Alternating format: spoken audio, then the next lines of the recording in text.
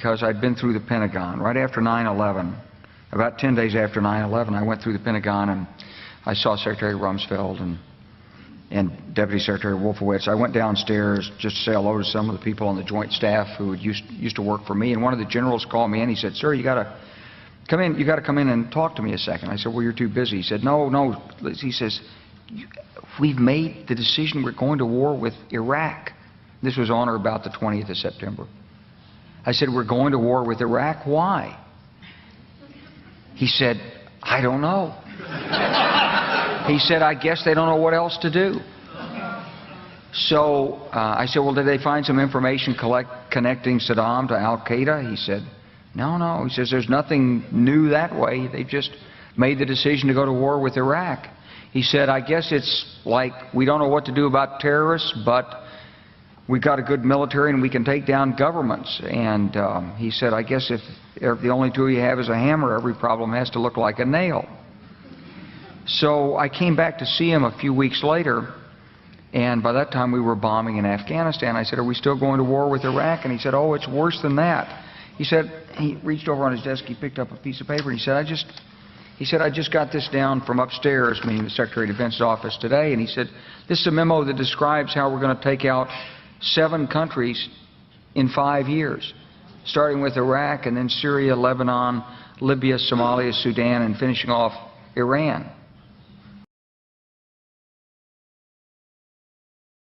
This is a memo that describes how we're going to take out 7 countries in 5 years, starting with Iraq. My fellow citizens, at this hour, American and coalition forces are in the early stages of military operations to disarm Iraq, to free its people, and to defend the world from grave danger.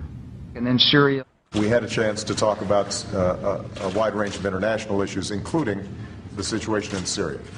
And I have to say that all of us who've been seeing the terrible pictures coming out of Syria and Homs recently recognize it is absolutely imperative for the international community to rally and send a clear message to President Assad that it is time for a transition, it is time for that regime to move on, and it is time to stop the killing of Syrian citizens by their own government. Lebanon. They both had different reasons, the State Department and the White House, for wanting Israel to do it, encouraging them to do it, supporting them. Our Air Force worked very closely with the Israeli Air Force for months before this, not necessarily with a deadline, knowing when it would happen. It was always going to be whenever there was an incident, they would take advantage of an incident. The word I used was fortunate timing.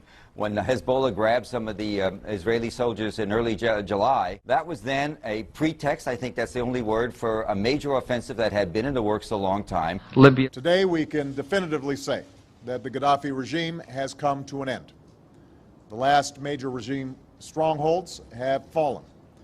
The new government is consolidating the control over the country, and one of the world's longest-serving dictators is no more.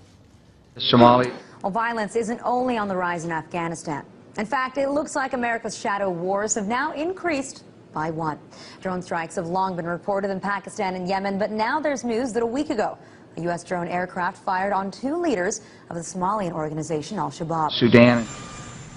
President Obama is sending 100 combat-equipped troops to Central Africa to advise local forces on getting rid of one of the continent's most vicious operatives, Joseph Kony, the head of the Lord's Resistance Army, a group responsible for atrocities across the region.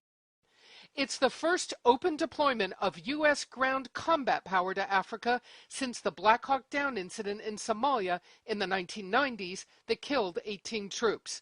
U.S. troops may wind up now in Uganda, South Sudan, the Central African Republic, and the Democratic Republic of the Congo. It's part of a growing military effort to engage in Africa. Finishing off Iran.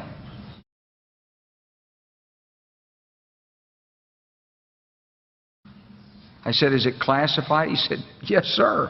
I said, "Well, don't show it to me." And I saw him a year or so ago, and I said, "You remember that?" He said, "Sir, I didn't show you that memo. I didn't show it to you." I'm sorry, what did you say his name was? I'm not going to give you his name. So go through the countries again? Well, starting with Iraq, then Syria and Lebanon, then Libya, then Somalia and Sudan, and then back to Iran.